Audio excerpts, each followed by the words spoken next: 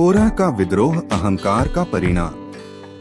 कोरह के विद्रोह की कहानी बाइबल के पुराने नियम में संख्याओं की पुस्तक अध्याय 16 और 17 में पाई जाती है। कोरह एक लेवी था और मूसा और हारून का चचेरा भाई था। उसने दातान, अबीराम और 250 अन्य प्रमुख इस्राएली नेताओं के साथ मूसा और हारून के नेतृत्व के खिलाफ विद्रोह किया। विद्रोह की शुरुआत कोरह से हुई, जो परमेश्वर द्वारा मूसा और हारून को दी गई विशेष भूमिकाओं से असंतुष्ट था। उसने दातान और अबीराम सहित अनुयायियों के एक समूह को इकट्ठा किया और मूसा पर अपने और अपने भाई हारून के लिए बहुत अधिक शक्ति लेने का आरोप लगाते हुए उसका सामना किया। कोरह और उसके अनुयायियों ने इस विचार को चुनौती दी कि मूसा और हारून ही यहोवा द्वारा नियुक्त किए गए थे और दावा किया कि पूरा समुदाय पवित्र था और यहोवा उन सभी में से एक था।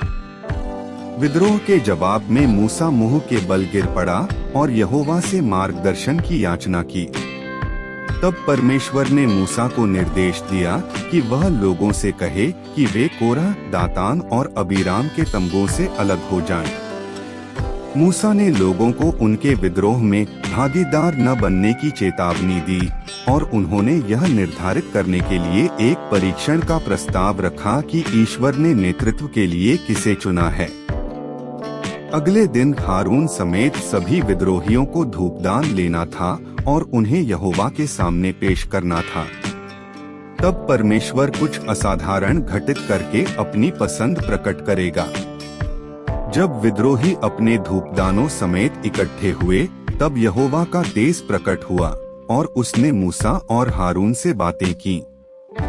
परमेश्वर ने लोगों को कोरह, दातान और अबीराम के तंबुओं से दूर चले जाने की आज्ञा दी।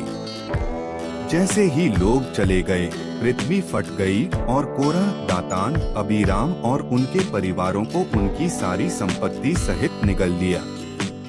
वे जीवित ही गड्ढे में उतरे और पृथ्वी ने उन पर ढांप दिया।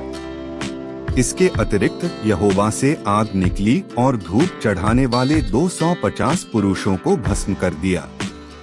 महायाजक के रूप में हारून की स्थिति को और अधिक पुष्टि करने के लिए परमेश्वर ने मूसा को हारून सहित प्रत्येक आदिवासी नेता से लाठी इकट्ठा करने का निर्देश दिया। इन कर्मचारियों को रात भर तंबू में रखा गया। अगले दिन हारून की लाठी में चमत्कारिक ढंग से कलियां फूटीं, फूल आए और बादाम पैदा हुए, जबकि अन्य लाठी अपरिवर्तित रहीं। यह वैध पुरोहिती के रूप में हारून और उसके वंशजों की ईश्वर की पसंद को दर्शाता है। कोरह के विद्रोह की कहानी विद्रोह और परमेश्वर के चुने हुए नेताओं को चुनौती देने के परिणामों के खिलाफ चेतावनी के रूप में कार्य करती है। यह इजरायली समुदाय में ईश्वर द्वारा नियुक्त अधिकारियों के प्रति विनम्रता, आज्ञाकारिता और श्रद्धा के महत्व को रेखांकित करता है।